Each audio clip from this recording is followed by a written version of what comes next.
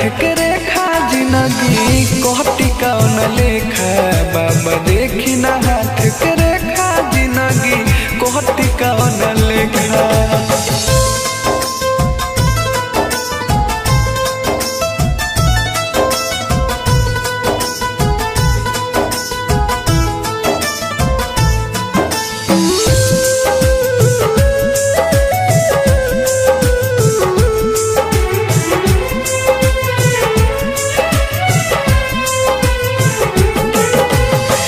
पहिला बाहर प्यार कोहिनी ओहू में पड़लो बाधा।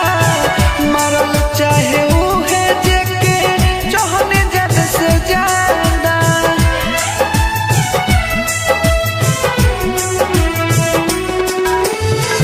पहिला बाहर प्यार कोहिनी ओहू में पड़लो बाधा। मारल चाहे उहे जेके चाहने जद से ज्यादा। मारती ऐसन मंतर हो जाई हम पहिले लेखा। मारती ऐसन मंतर हो जाई हम पहिले लेखा।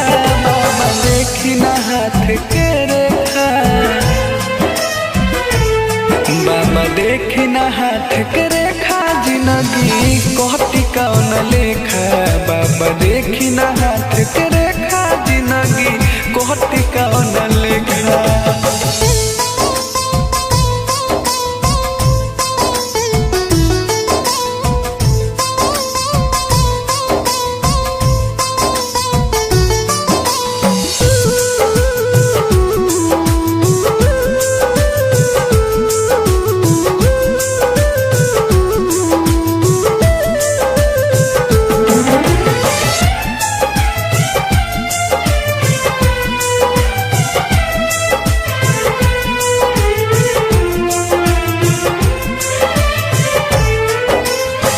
केहू नइखे अपन मेहनत साधे सभे बैर हो।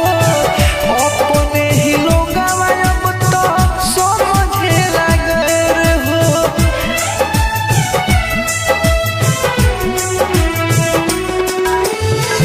केहू नइखे अपन मेहनत साधे सभे बैर हो। अपने ही लोगवा अब तो समझे लागैर हो। हमर जिते अकेला पर मोढ़ भी पत्थर फेंका। ओ हमर जिते अकेला पर मोढ़ भी पत्थर फेंका। बाबा देखी ना हाथ के रेखा। बाबा देखी ना हाथ के रेखा जिंदगी कोहटी कौन लेखा।